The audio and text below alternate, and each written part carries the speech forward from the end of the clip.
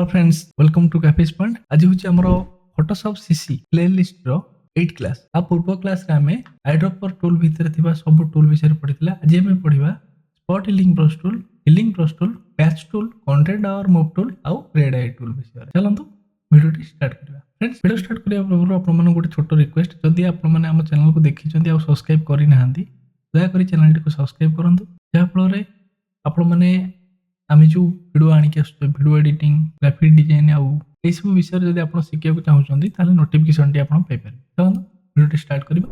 Friends, प्रथम आम देखा स्पॉट हिलिंग ब्रश टूल। आपण मैंने जो गोटे इमेज रे किसी जदि दाग अच्छी, गोटे इमेज रे किसी दाग अच्छी, रिमूव करने आम generally spot healing brush tool को यूज करथौ। आपण एठी spot healing brush tool choose कला परे एठी देखि परथिबे आपनकर गोटे ब्रश रो साइज। जदि आपनकर कैप्स लॉक ऑन अछि ताले यार क्रसर टी एम्ति देखौथिबो। आपण कैप्स लॉक टी ऑफ करले तार क्रसर टी एम्ति चेंज हो जिवो।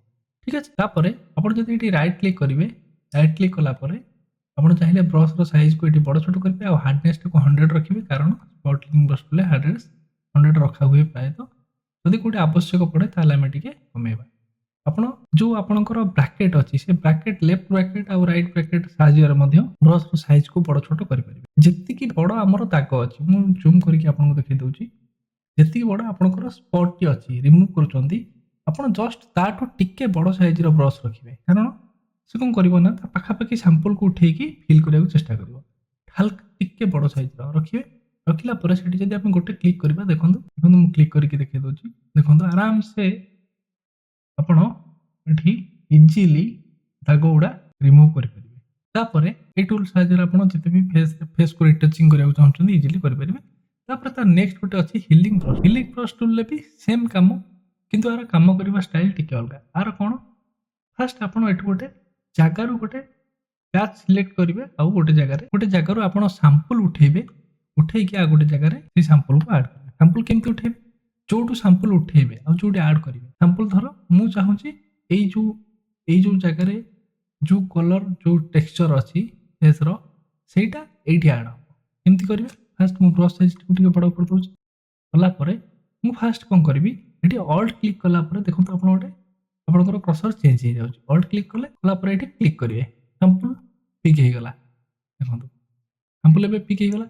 ए सैंपल को जदि मु एठी के नेबी, नै कि लेफ्ट क्लिक करिकि चलेबी, देखंतु आपण एठी जते जोर चलेबे एपटे जो सैंपल उठे से एरिया भी से हिसाब से धीरे धीरे बढ़ुची। आप जिते सैंपल उठे जो से जगार आप जो चलाउं देखो तार ये गोटे प्लस चिन्ह से हिसाब से बढ़ुची आड हो। मुझे भी देखा ये तो आप सैंपल को ये यूज करेंगे तो खराब हो सैंपल पुणी केमती उठेबा, यही पाखर सैंपल नवा ऑल्ट प्लेस ऑल्ट होल्ड कले, ऑल्ट होल्ड कर क्लिक कले, क्लिक कला परे नहीं करी तापरे एठी जदि हटाइबो चाहूँ एठी भी क्लिक करिवि, ऑल्ट होल्ड करी एठी क्लिक कर दे। नै आराम से सैंपल इजीली आपण हटाई परिबे। एमती एठी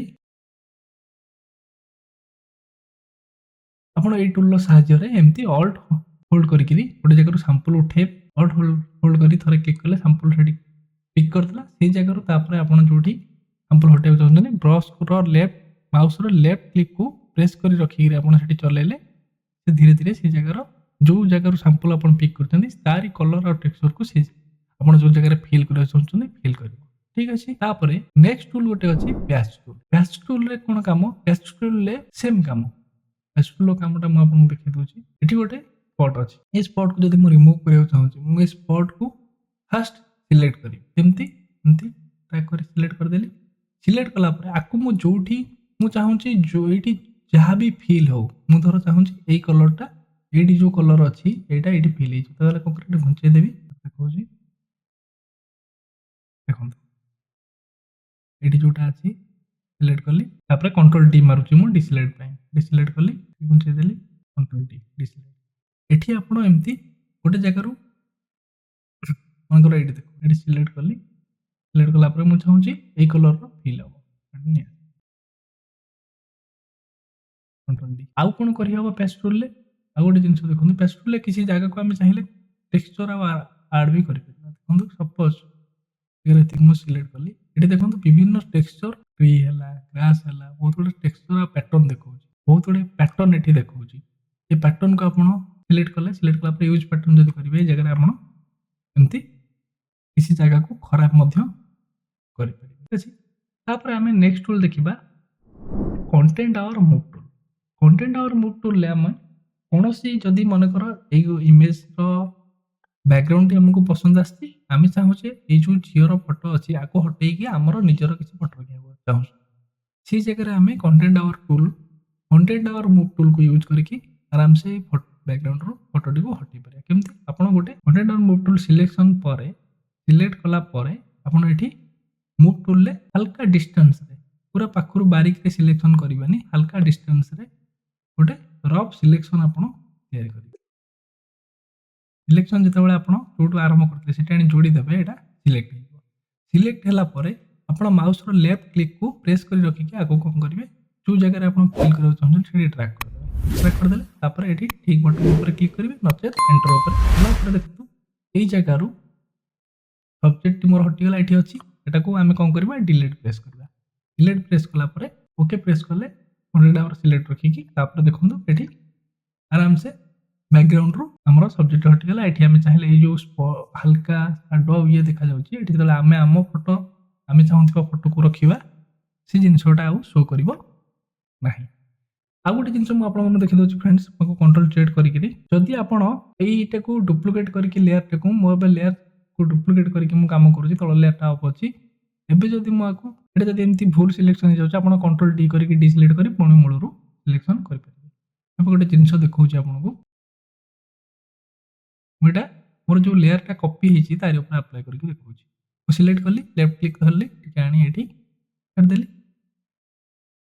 कर देला परे एबे देखंतु हटि गल मु जदी डिलीट प्रेस करूची कोन होची एठी मोर बैकग्राउंड सेतिको जागाटी मोर डिलीट हो जाउची सेति पई आपण जेतबेला काम करछन को बैकग्राउंड ऊपर सिलेक्ट करके अप्लाई करिवे डुप्लिकेट लेयर रे अप्लाई करिवे नाही ठीक अछि तापरे नेक्स्ट टूल हमर अछि रेड आई टूल बेले बेले कोन होय ना हम जेतबेले गोटे हमको किछि फोटो आसे जोथिरे आखि रे लाइटिंग इफेक्ट ऐड जेते रेड हो जेते आखि से जगह रे हमें रेड आई टूल को यूज करी आखि को हम आराम से ब्लैक पुणी करि देखंतु आपण एठी रेड आई टूल सिलेक्ट करिवे सिलेक्ट कला परे आई ऊपर क्लिक करिवे देखंतु गोटे क्लिक रे हमरो आखि रो जो रेड कलर टी थिला सेटा रिमूव हो गला आ एटा आराम से रेड कलर टी हटि जाय फ्रेंड्स आज रो वीडियो रेति की आपर नेक्स्ट क्लास रे हमें ब्रश टूल आउ ता भीतर थिबा tool brush tool pencil tool आउ colour replacement tool mixture brush tool या ऊपर पढिबा आज रो वीडियो आपण मन केमति लागला हमको कमेंट रे आपण को मतामत देबे फ्रेंड्स जदि कोठी किछि भूल रहउची किबा किछि इंप्रूवमेंट दरकार ताले आपण दया करी कमेंट रे आपण को मतामत दियंतु आमे ताको नेक्स्ट वीडियो रे यूज करिया पई चेष्टा करी आज पे एति फ्रेंड्स देखा हम नेक्स्ट वीडियो रे रहले थैंक यू।